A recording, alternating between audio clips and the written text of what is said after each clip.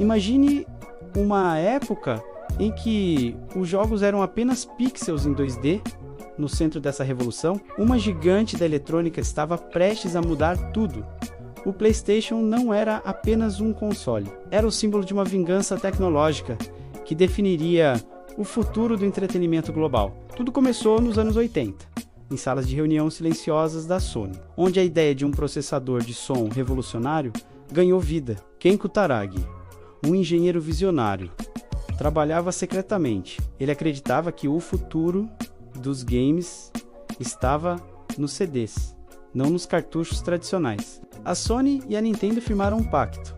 Criaram um periférico de CD para o Super Nintendo. O projeto chamava-se simplesmente PlayStation, mas a parceria estava prestes a ruir de forma pública e humilhante. O cenário era a CIS de 1991, em Las Vegas. Enquanto a Sony celebrava o acordo, a Nintendo anunciava uma traição chocante. Eles haviam abandonado a Sony pela rival Philips. A fúria de Kutaragi transforma o Sei em combustível. Se a Nintendo não queria o PlayStation deles, a Sony o construiria sozinha. Engenheiros da Sony focaram em algo que ninguém achava possível para a época: o processamento de polígonos 3D em tempo real. O hardware era uma obra-prima da engenharia. Enquanto outros focavam em sprites planos, a Sony estava construindo mundos com profundidade. 3 de dezembro de 1994.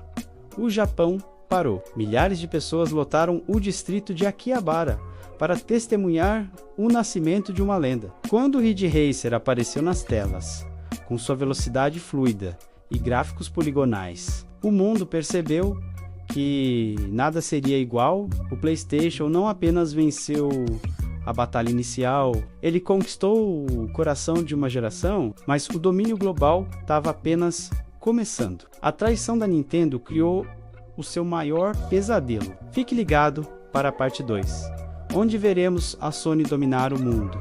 Bem-vindos de volta à nossa jornada pela história do PlayStation. Hoje, mergulhamos no momento em que a Sony mudou o entretenimento para sempre. O ano era 1995. O pavilhão da E3 pulsava com a expectativa de uma nova era, mas ninguém estava preparado para o que aconteceria no palco. Steve Race, o então presidente da Sony Computer Entertainment America, subiu ao pódio após uma longa apresentação técnica da concorrente Sega. Ele se aproximou do microfone, respirou fundo e disse apenas uma frase que ecoaria pela eternidade: 299. Aquele anúncio de preço chocou a indústria. Por $100, a menos que o Sega Saturn. O PlayStation acabara de vencer a primeira batalha.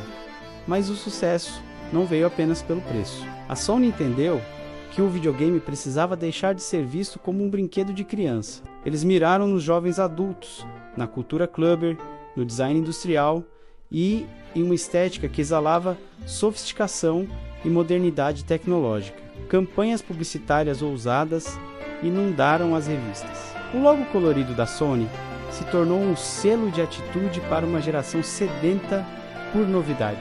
Enquanto as concorrentes ainda apostavam em cartuchos, a Sony abraçou o CD-ROM, uma decisão técnica que liberou a criatividade dos desenvolvedores. Com 650 MB de espaço, os jogos agora podiam ter trilhas sonoras orquestradas, vozes reais e cenas cinematográficas PR renderizadas de tirar o fôlego. Final Fantasy VII transportou os jogadores para um mundo épico e emocional, provando que videogames podiam contar histórias tão profundas quanto o cinema. Resident Evil trouxe o terror de sobrevivência para a sala de estar, com ângulos de câmera fixos que criavam uma tensão nunca antes vista, e Metal Gear Solid elevou o patamar da narrativa, misturando espionagem tática com uma direção digna dos grandes blockbusters de Hollywood. No Brasil, o fenômeno tomou proporções únicas. Longe das grandes lojas de departamentos, o coração do PS1 batia forte nas locadoras de bairro. Lá, fileiras de TVs de tubo, empilhadas, mostravam mundos fantásticos. O cheiro de eletrônico e o som dos ventiladores faziam parte da experiência. Quem não se lembra das tardes jogando Winning e Levant? A emoção de um gol no último minuto era celebrada como se fosse final de Copa. As revistas como Ação Games e Gamers eram nossos guias sagrados. cada detonado e cada dica de Fatality era devorado com pureza e paixão. O PS1 democratizou o acesso aos jogos no Brasil.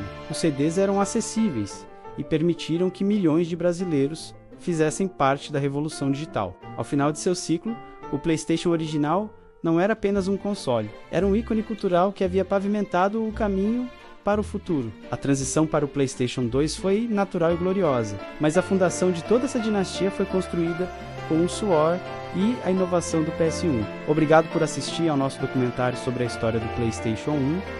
Se você viveu essa era, deixe seu comentário e compartilhe sua memória. Não se esqueça de se inscrever para mais histórias do mundo dos games. Até a próxima jornada nostálgica.